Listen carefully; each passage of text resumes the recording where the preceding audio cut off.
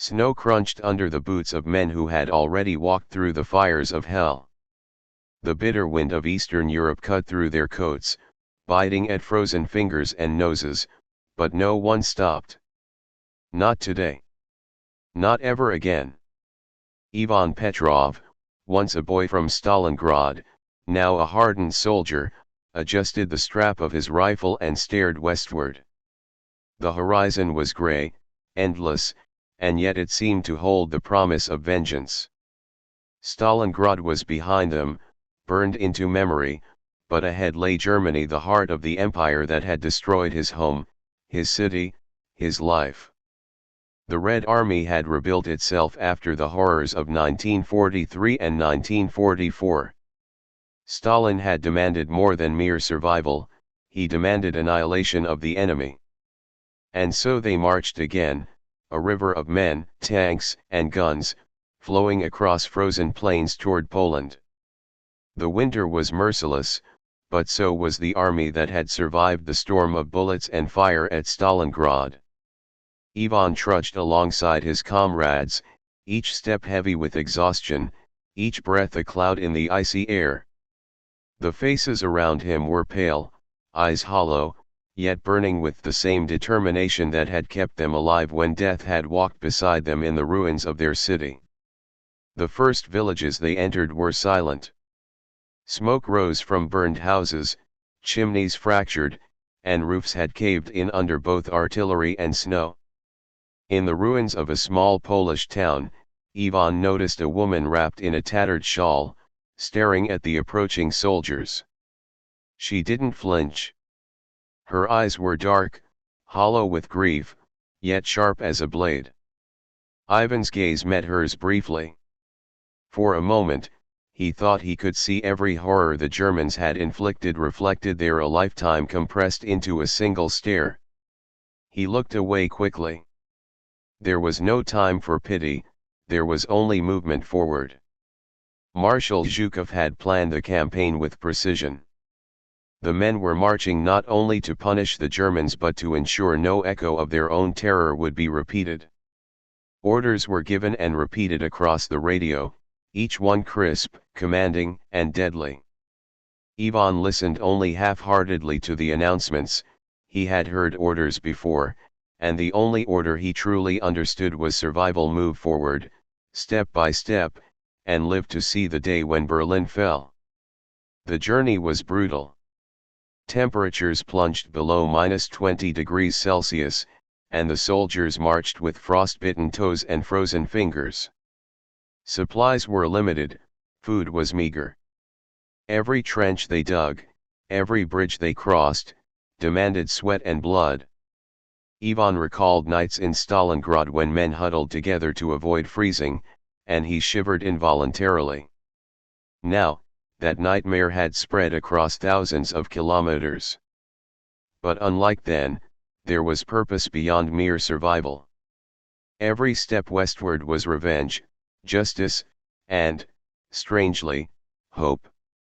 By mid-January, the Red Army reached the borders of Poland. German resistance was sporadic but fierce. Villages had been fortified, rivers defended by machine guns, and every remaining German soldier fought as if Berlin itself would fall if they lost a single street. Ivan's unit stormed one such village at dawn. The smoke of burning homes hung low over the snow, mingling with the stench of gunpowder.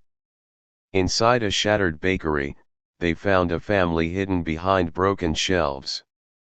The father had a rifle, the mother clutched her child. Ivan waved them forward, they fled silently, disappearing into the forest. He understood the terror in their eyes, not the fear of the Soviets, but of what the Germans had done. Survival was an instinct, no matter which uniform you wore. As the army pressed forward, Ivan reflected on the absurdity of war. Only 2 years earlier, he had been a boy, dreaming of returning to Stalingrad after school. Now, he walked through Poland with men he barely knew, carrying a rifle that had already claimed countless lives. Every village, every burned church, every frozen river crossing seemed to whisper the same truth: survival came at a cost no heart could fully bear. Yet, amidst the despair, he felt a strange sense of resolve. Stalingrad had taught him endurance, Poland would teach him retribution. One night, as they camped near the Oder River, Ivan lit a small fire. The snow fell gently, covering the blackened earth with a thin white veil. Around him, soldiers sat in silence, their eyes reflecting the glow of flames and the emptiness of their stomachs. Nikolai, his closest comrade, broke the quiet. "Do you think it will ever end, Ivan?" he asked, voice barely above a whisper. Ivan stared at the fire, at the smoke curling into the freezing sky. "It will end," he said, "but not today.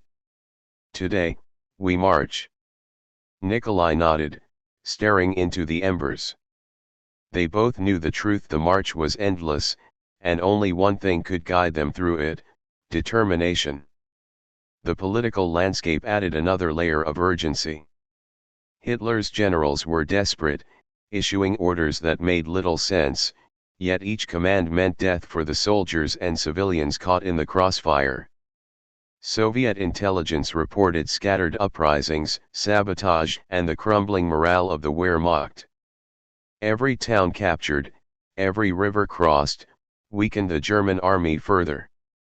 Yet, the deeper they went, the more they realized the enemy's brutality had left a trail of unimaginable suffering.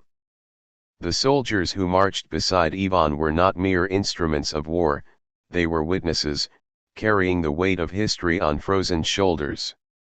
By February, they reached the outskirts of Warsaw.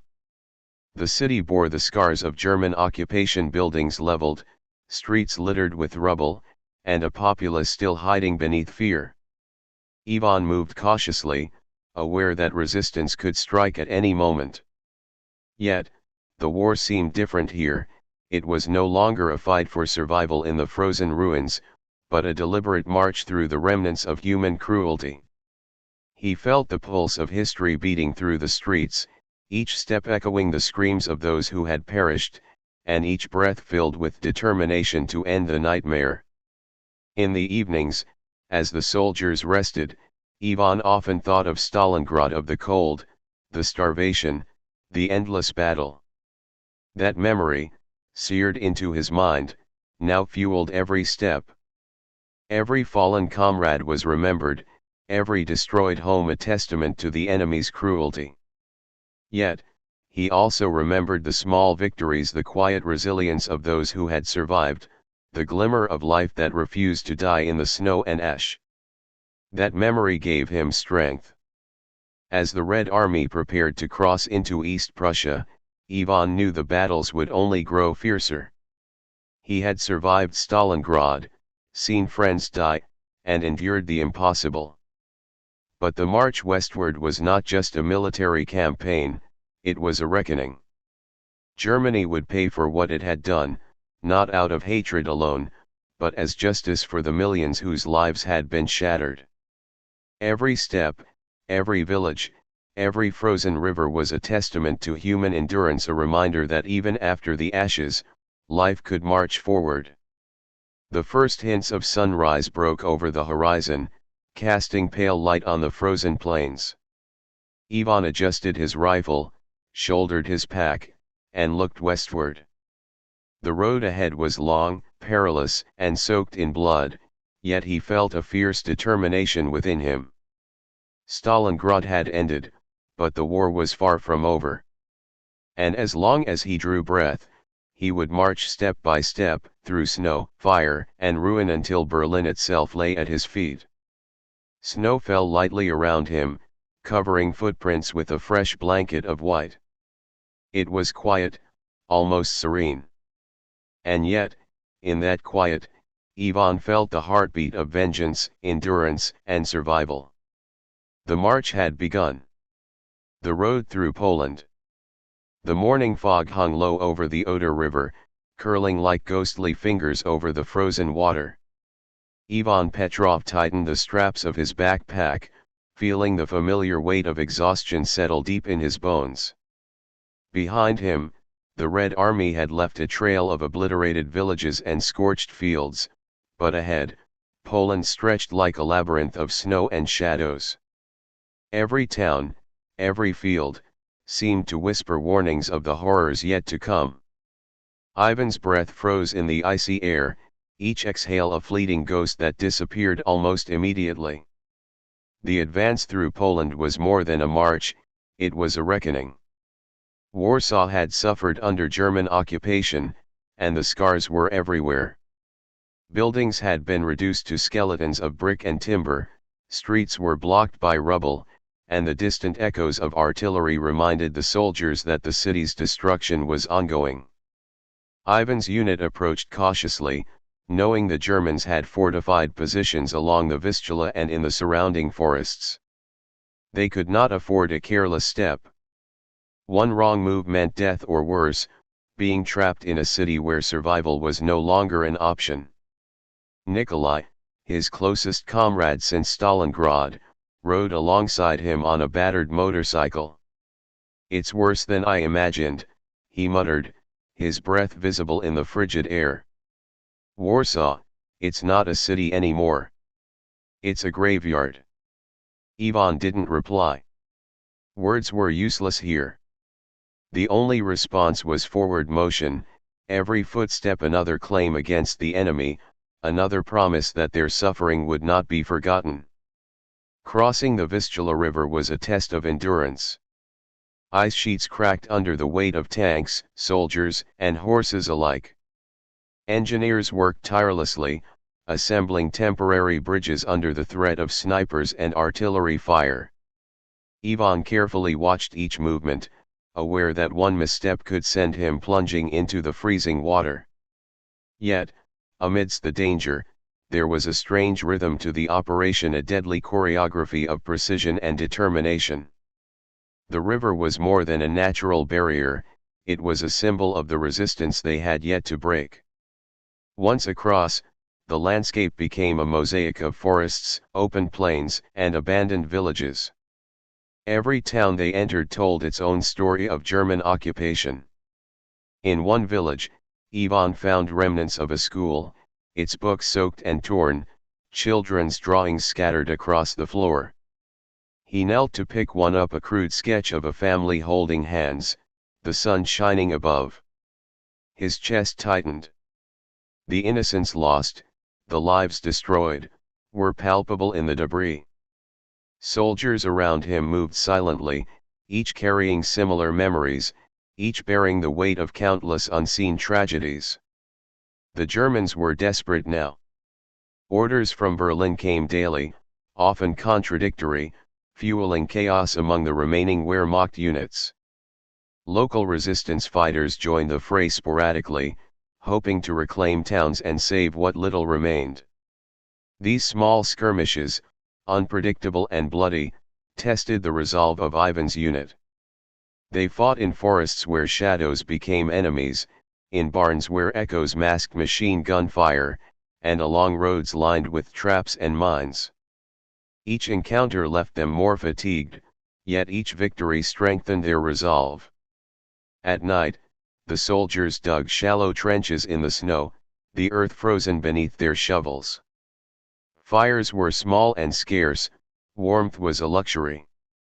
Ivan often stared into the flames, thinking of Stalingrad and the endless nights of survival. Here, though, the enemy was retreating, yet every step westward reminded him that the cost of victory was measured in human suffering. He could see it in the hollow eyes of villagers who had survived, in the weary faces of young conscripts forced to fight, in the ruins that stretched to the horizon. Despite the brutality, moments of humanity surfaced. Ivan's unit once rescued a group of children hiding in a church cellar, abandoned by terrified parents. The children huddled together, shivering, and Ivan shared what little food they had. No words could describe their gratitude, it was visible in their wide, tear-streaked faces. For Ivan, it was a fleeting reminder that the march was not only about destruction or revenge, it was about preserving life amidst annihilation, about protecting what remained of innocence in a world gone mad. By late February, the army approached East Prussia. Here, the forests became denser, the roads narrow and treacherous. German forces had regrouped, determined to make a final stand before the Red Army reached Berlin's outskirts. Villages were fortified with barbed wire, machine gun nests, and hidden artillery. Every bridge could be destroyed at a moment's notice, every house a potential trap. The soldiers moved like shadows, silent and precise, aware that any loud step could trigger chaos. Ivan's unit cleared one such village after a relentless two-day battle, the snow stained dark with blood. Amid the fighting, morale was a complicated thing. Victory was in sight, yet each step forward was a reminder of how much had been lost. Nikolai fell during a night raid, struck by a sniper's bullet as he saved a comrade. Ivan cradled him in the snow, feeling the warmth leave his friend's body. He whispered a silent vow that every step toward Berlin would honor Nikolai's courage. Loss was personal, yet the march could not stop. The war demanded forward motion, no matter the cost. News from headquarters trickled in sporadically. Hitler's propaganda tried to bolster morale, but reports suggested chaos and panic in Berlin. Civilians were evacuated or conscripted, yet many refused to leave, trapped by fear or disbelief. The soldiers of the Red Army, Ivan included, were aware that the final battles would be unlike anything they had faced: urban warfare in a city determined to resist, street by street, block by block.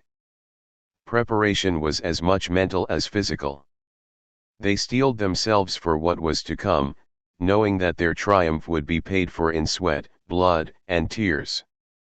As March arrived, the landscape began to change.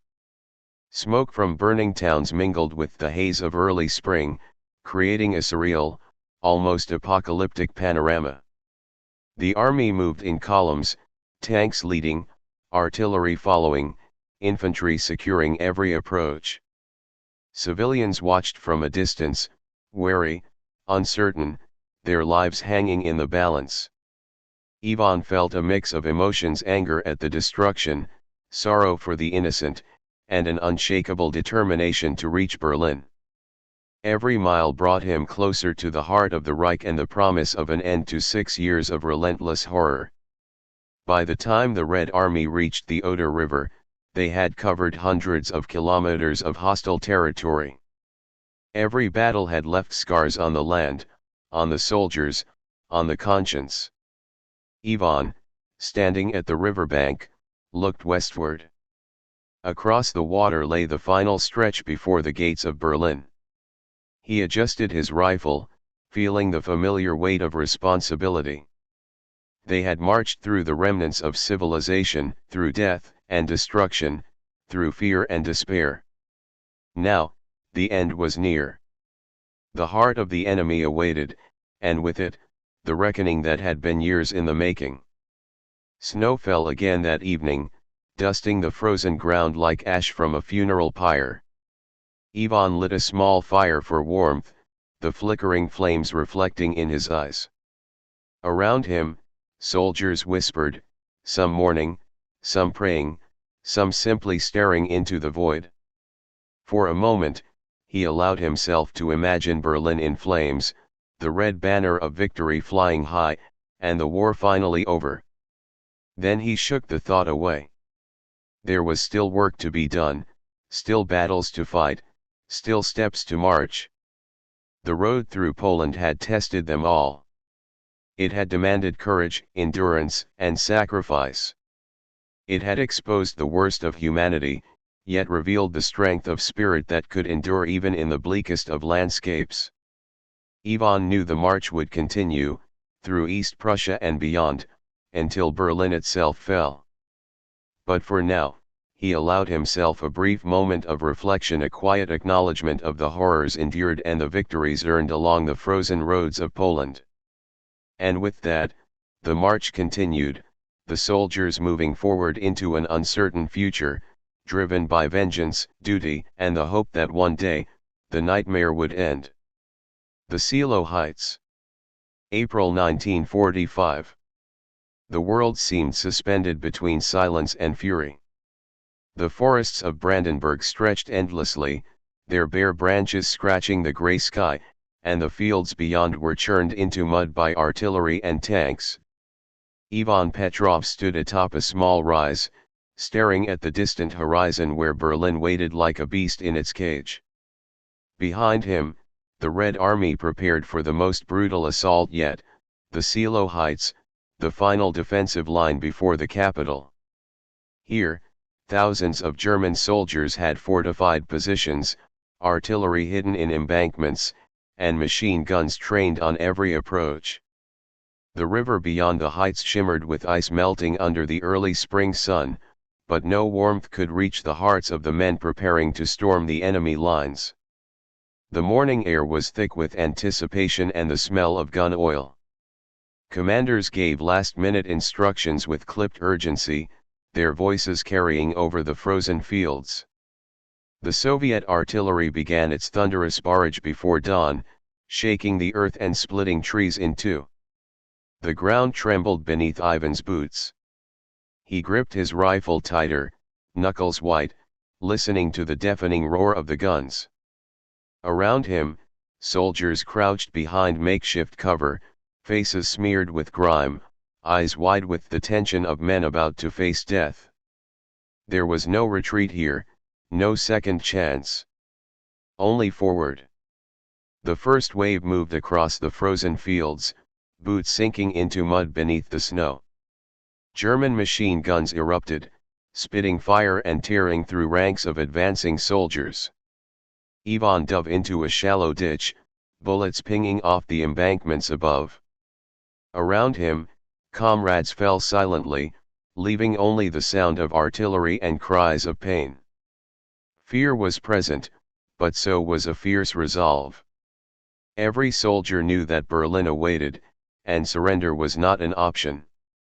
Survival had been earned in Stalingrad and Poland, now, courage would be forged in blood. Hours passed like a fever dream. The Red Army pressed on, crawling over the snow-covered ground under a hail of bullets. Tanks advanced behind the infantry, their cannons leveling German bunkers with precision. Yet, the heights were a fortress of fire. Every ridge held death. Every tree concealed a rifle. Ivan's squad moved through shell craters, dragging the wounded and shouting orders over the cacophony. Nikolai's absence was a raw ache in his chest, but he pressed forward anyway. To stop was to die. To hesitate was to fail. And failure here meant more than death, it meant allowing the enemy to breathe, to survive another day. By midday, the field was a landscape of smoke and ruin. Dead trees leaned like sentinels over the mud, and the air was thick with the acrid tang of burnt gunpowder. Ivan's hands shook, not from cold, but from exhaustion and the relentless adrenaline that kept the soldiers moving. The German defenses were being breached slowly, inch by bloody inch. Every meter gained was a victory, but each came at an unbearable cost. Soldiers around him were grim, faces pale beneath the soot and grime, but eyes burning with the same determination that had carried them across Europe. Amid the chaos, Ivan witnessed moments that would forever mark his soul. A young conscript, barely 16, threw himself into the mud to save a wounded comrade, bullets striking the frozen earth beside him. Another soldier, trapped under debris, begged for help while artillery shells fell around them. Ivan and his squad dragged him free, their own breaths ragged and lungs burning. Heroism here was immediate, raw, and fleeting, the kind that existed only in the middle of destruction, only in the moments when survival and humanity collided. As evening approached, The Soviets had gained significant ground, but the heights were still fiercely defended. The sun dipped behind low clouds, casting the battlefield in an eerie half-light. Smoke from burning villages and destroyed bunkers rose in thick columns, mingling with the mist that crawled across the fields. Ivan paused, rifle resting on his shoulder, and allowed himself a brief glance at the horizon. Berlin was closer than ever, but every step toward it was soaked in the blood of comrades. This march, he realized, was no longer just about vengeance, it was about the endurance of the human spirit amidst the most unimaginable cruelty. Night fell abruptly. The battlefield became a shadowy labyrinth of mud, corpses, and the echoes of distant gunfire. Soldiers huddled in shell craters, sharing scarce rations, whispering prayers, or simply staring into darkness to stave off the terror creeping into their minds. Ivan sat beside a shallow trench, examining his rifle with mechanical precision, his thoughts a mixture of strategy, memory, and grief. Every fallen friend, every civilian lost along the way, weighed heavily upon him. Yet, in that weight, there was purpose, the reason they continued marching, the reason they had survived this far. The final assault came at dawn. Soviet artillery pounded the heights relentlessly, flattening bunkers and decimating machine gun nests. Ivan and his squad moved forward through the chaos, eyes scanning for threats, ears straining against the deafening roar. Explosions tore the earth apart, and the snow was churned into red-stained sludge. Every step was a battle in itself. Survival was uncertain. Death lurked in every shadow, in every crack of the frozen ground. And yet, they moved. Forward, always forward. By late morning, the Silo Heights were in Soviet hands. The resistance had crumbled, but the victory was hollow. Thousands lay dead, mud and blood mingling with snow, the screams of the dying lingering in the air. Ivan knelt beside a comrade who had fallen during the final assault. He closed his eyes in a brief prayer, then rose, swallowing the grief to continue marching. This was the nature of the war, triumph intertwined with tragedy, hope with loss. Each step forward required leaving some part of oneself behind, and Ivan felt that weight acutely. In the aftermath, the soldiers moved cautiously toward the Oder River, the last major natural obstacle before Berlin. Scouts reported German troop movements, supply lines, and defensive positions. The city itself loomed like a dark promise, a final trial of endurance, strategy, and courage.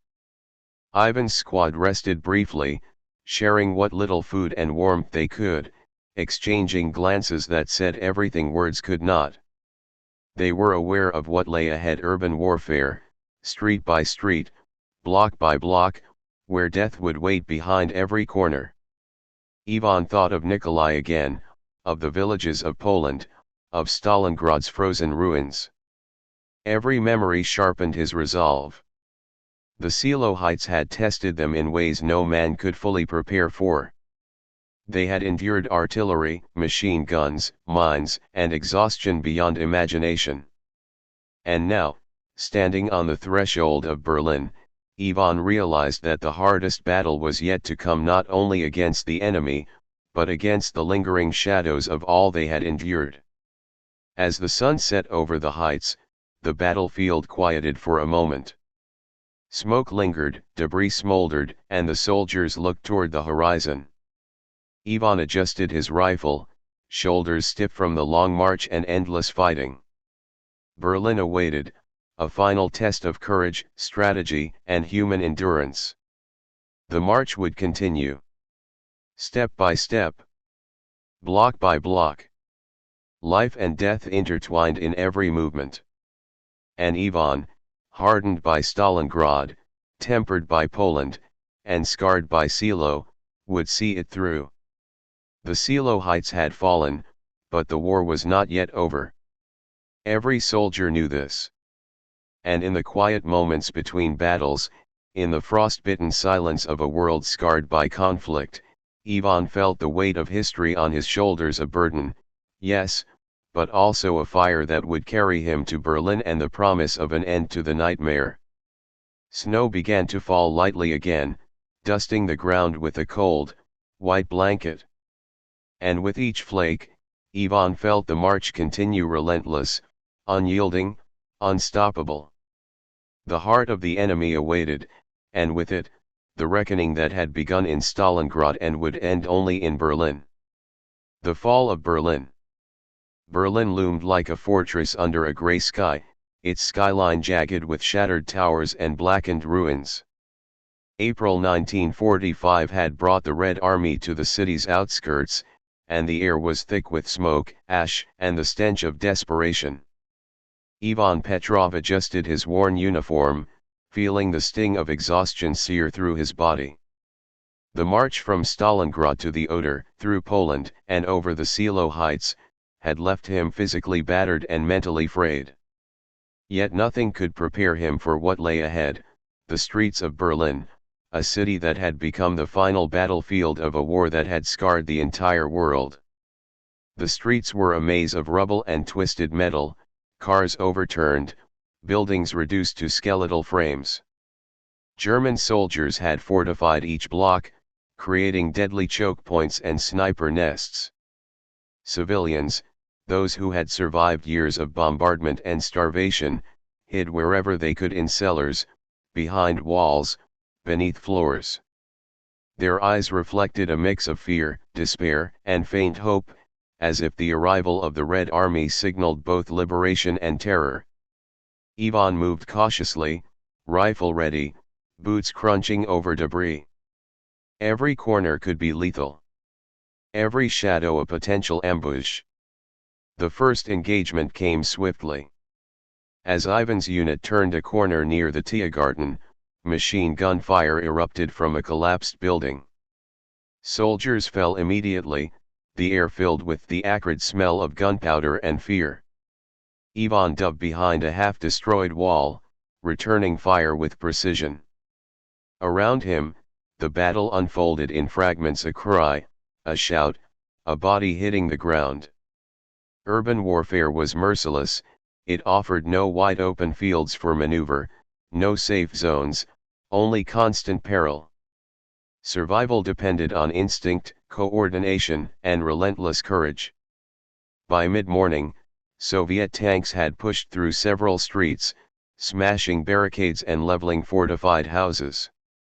Infantry followed, clearing each structure room by room. Ivan and his squad entered a building where smoke thickened the air. Inside, civilians huddled in corners, eyes wide with terror. One small girl clutched a ragged doll, staring at the soldiers in silence. Ivan knelt beside her, offering a brief, reassuring smile before turning back to the fight. There was no time to mourn, no time to dwell, only the march forward. Each building cleared was a step closer to the heart of the Reich. The Battle of Berlin was relentless. Artillery boomed in the distance, shaking the streets and sending clouds of dust through shattered windows. Fires spread rapidly through the city, consuming wooden frames and paper debris. Smoke created a pall over the horizon, and the sun, when visible, cast a muted, almost apocalyptic light over the battlefield. Every street corner became a confrontation, every basement, a potential trap. The Germans were desperate, willing to fight to the death, and every meter gained came at an unbearable cost. Ivan remembered the faces of comrades lost along the way, from Stalingrad to the Silo Heights. Every memory fueled his determination. They had marched through frozen rivers, burned villages, and endless fields of death. Now, Berlin would test them in ways even harsher. His squad moved silently through alleys, clearing rooms methodically. The sound of distant explosions mixed with the cries of the wounded, creating a surreal symphony of chaos. Fear was omnipresent, yet determination burned brighter. In the city's heart, the Reichstag and nearby government buildings were heavily defended. German forces concentrated their fire, trying to hold the symbolic and strategic centers. Ivan's squad approached one such building, a massive structure scarred by previous bombardments. Tanks fired at its foundations, infantry advanced through the debris, and sappers worked frantically to clear booby traps. Ivan felt his pulse accelerate. This was the culmination of years of struggle. Every step, every battle, every loss had led here. And yet, the true test was still ahead, entering the buildings where death lurked in every shadow.